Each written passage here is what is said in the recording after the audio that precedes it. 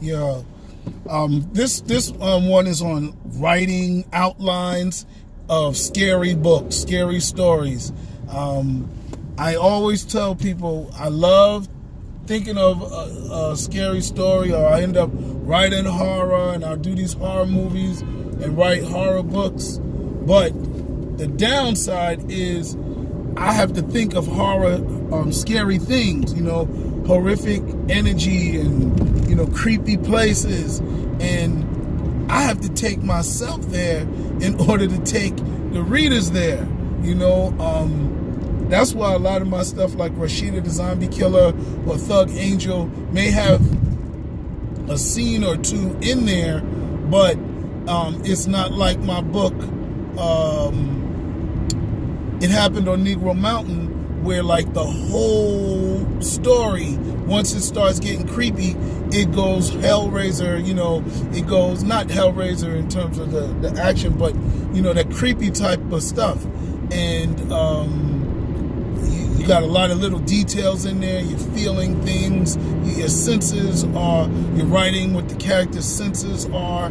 Man, that is some creepy stuff.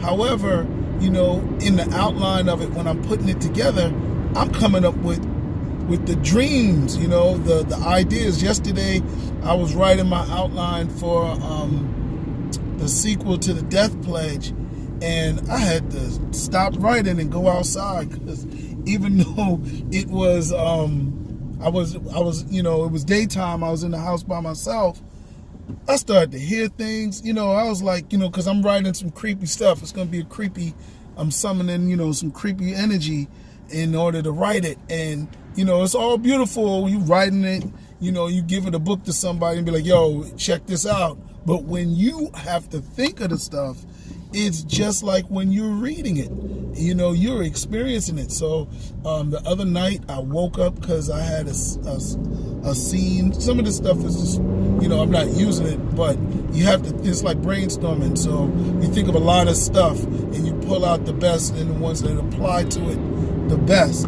But I woke up because a character in my dream punched me in the face. And I was like, oh, shoot. And it was like I was tied up. I couldn't move.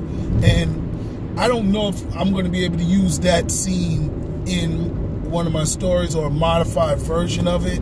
But it's just that when you're brainstorming, you don't know what you're going to come out with. So you just have to think of everything. You sleep with your pen by your paper.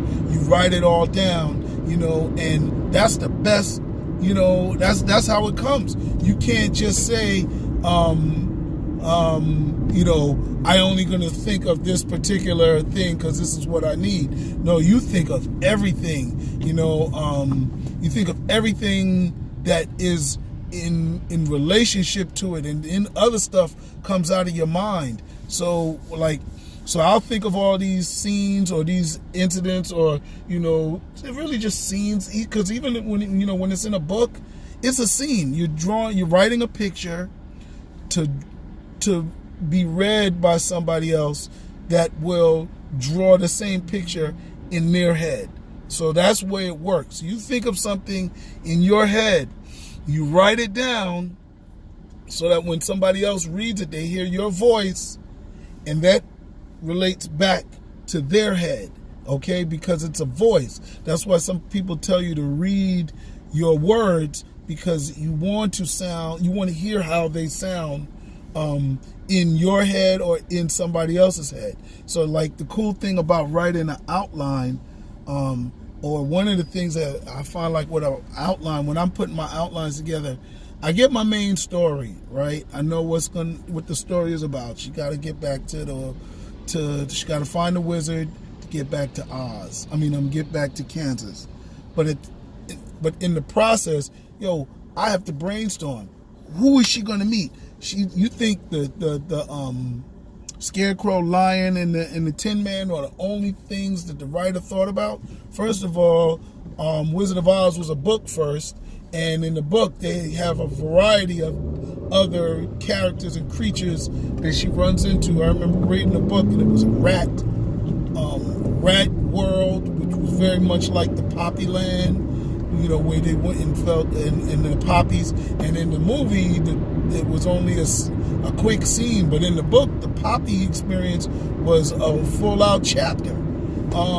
So you think of all of these things to see what you're going to actually use, you know. So when I'm sitting down with my outline, I have a whole lot of kill scenes, scary scenes that I want to plug into my "she got to get to the wizard to get back to Kansas" storyline. That's the storyline, but the scenes in the ride along there are all of the different things that I think about, you know. And then so when, you know, so there's going to be a scene when this happens, you know, the sheet's going to get pulled back or they're going to get dragged. Like, I wanted to make sure I had a drag scene in there, and I'm going to have a drag scene in my next one, but it's going to be shot from a different angle. And like with film, you get to write out sometimes the angles that, you know, if the camera's going to play a role in the scene, you want to say, oh, this is going to be an upside down angle slowly spinning to right side, and that element adds a little bit of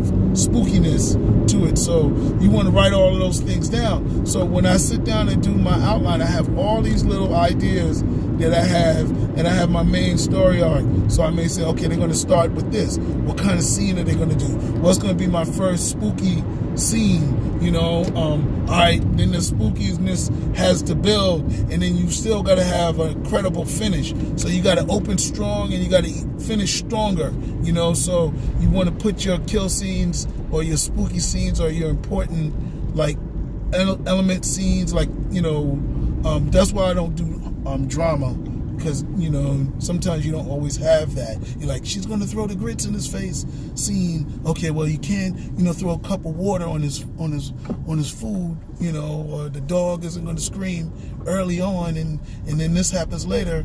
Now, I know that sounds like I'm wandering, but you got to put the type of kills, because some kill scenes are like incredible and others are just character building, or they just make sense, or something somebody's going to talk about. It may not be something that is so shocking when it's read or when it's seen, you know. Even in comic books, the same way, you got to have, and you break it down by issues or pages where you're going to put this in the book.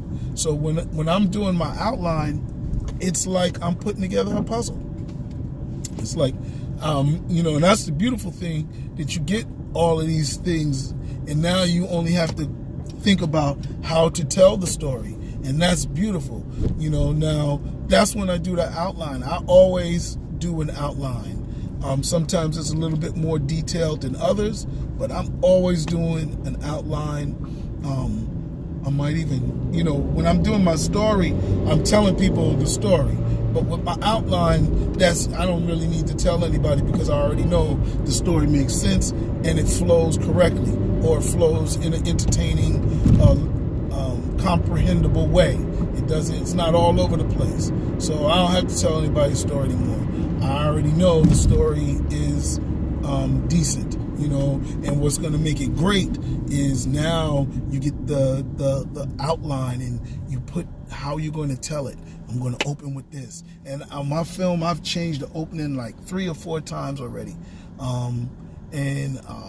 So when I open, you know, I want to, I'm want to, you know, engage you in the full rest of the story. Like, oh shoot, this is the type of story we're going to see. So yeah, that's important, you know.